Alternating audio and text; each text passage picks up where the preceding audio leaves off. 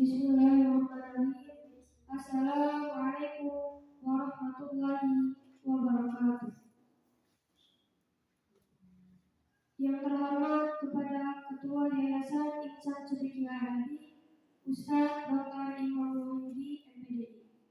Yang saya hormati Dewan Juri sekalian, guru-guru sekalian, teman-teman sekalian, dan para hadirin sekalian.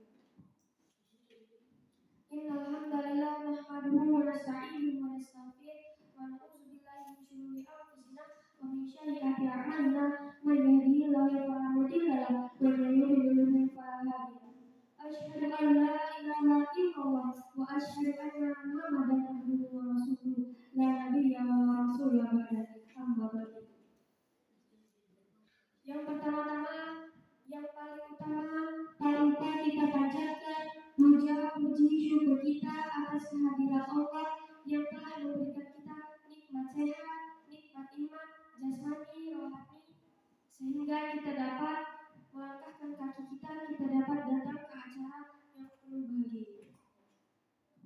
Kedua kalinya, salawat bereditkan salam, tak lupa kita curahkan, kita sanjung agungkan kepada Nabi kita, Nabi terakhir kita, Nabi besar kita, suri tauladan kita, Nabi Muhammad SAW, yang mana beliaulah yang telah membawakan ajaran Islam hingga saat ini. Beliaulah yang telah mengorbankan hartanya dan nyawanya untuk Islam hingga saat ini. Kedua kalinya, izinkan saya memperkenalkan diri. Nama saya Sofi Sandra dari kelas 9 Sekolah Tahfiz Ihsan Cendekia Hadi. Baiklah, berdirinya saya di sini akan menyampaikan ceramah tentang Isra Mi'raj. Sebelumnya, marilah kita kenal dulu Nabi Muhammad SAW. Nabi Muhammad nasabnya adalah Abu Al-Qasim Muhammad bin Abdullah bin Abdul Muthalib bin Hashim bin Abdi Manaf bin Qusay bin Kilab bin Murrah bin Ka'ab bin Lu'ay bin Walid bin Fir bin Malik bin Anadan bin Kinanah bin Huzaimah bin Mudrikah bin Ilyas bin Mudar bin Nizar bin Ma'ad bin Ahmad.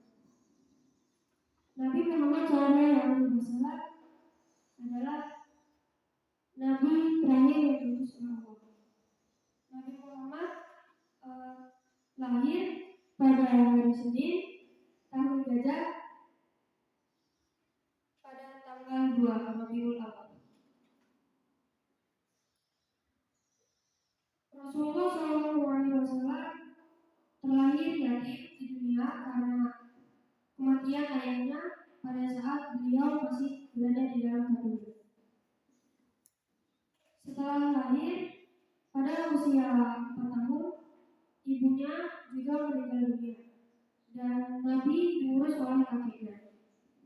Pada saat umur 8 tahun, kakeknya meninggal dan Nabi diurus oleh pamannya.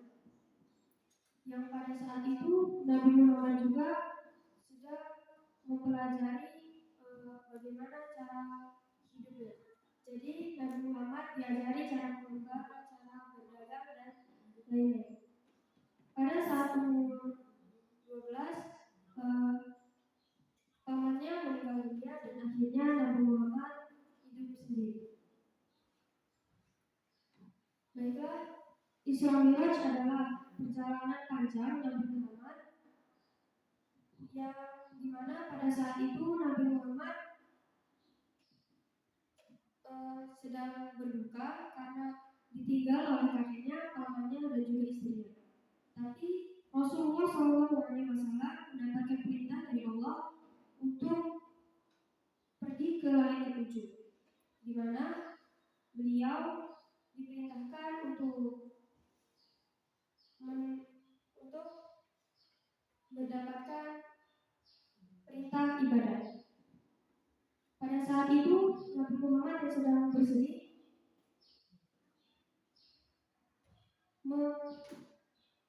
menerima perintah Allah tersebut dengan lapang dan dengan ikhlas.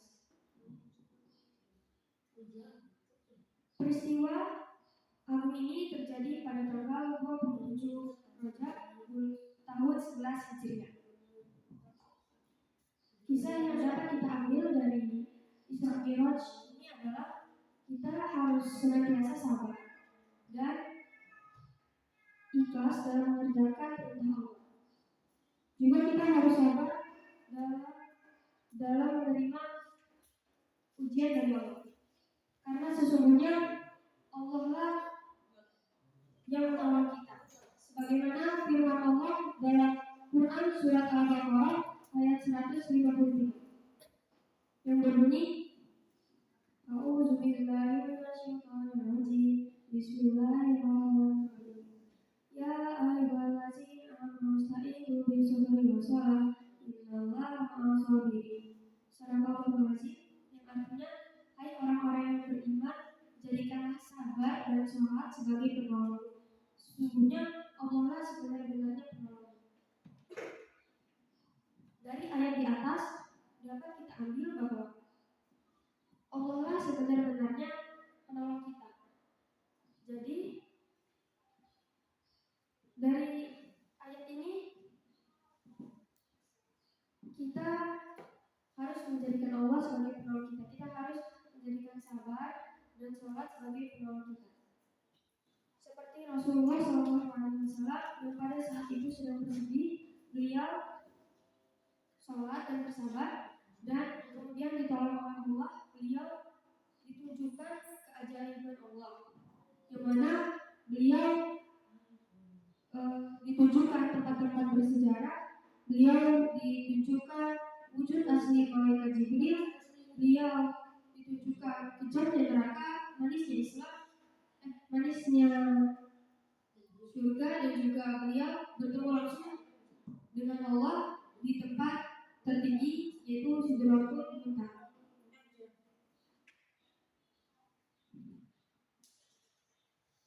Sabarnya Rasulullah itu sangat nyata, karena kita sering mendengar dakwahnya Rasulullah yang mana Rasulullah sering dihina, sering dicaci maki, sering mendapatkan penolakan dari teman-temannya. Tetapi Rasulullah SAW dengan sabar memaafkan mereka. Pada saat itu malaikat Jibril yang melihat Rasulullah sering dihina dan mendapatkan cacian dari para umatnya, malaikat Jibril menawarkan untuk menghancurkan mereka dengan binasa. Tapi Rasulullah SAW yang mulia itu menjawabnya dengan mereka hanyalah umatku yang belum tahu. Jadi dari sinilah dapat kita ambil bahwa Rasulullah SAW memiliki rasa sabar yang sangat dalam, walaupun dicaci, walaupun dihina, tapi beliau tetap memaafkan mereka.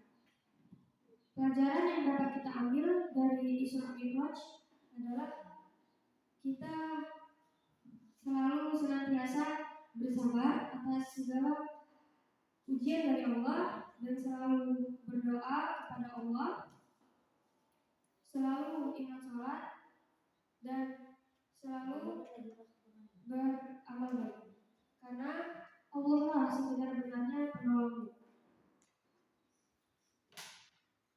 Sebelum saya tutup, marilah kita ingat kembali nama-nama anak-anak.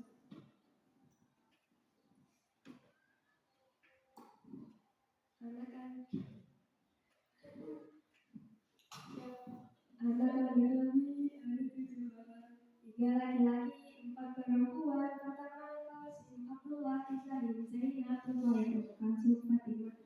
Baiklah, mohon maaf atas kesalahan saya. Terima kasih atas perhatiannya. Saya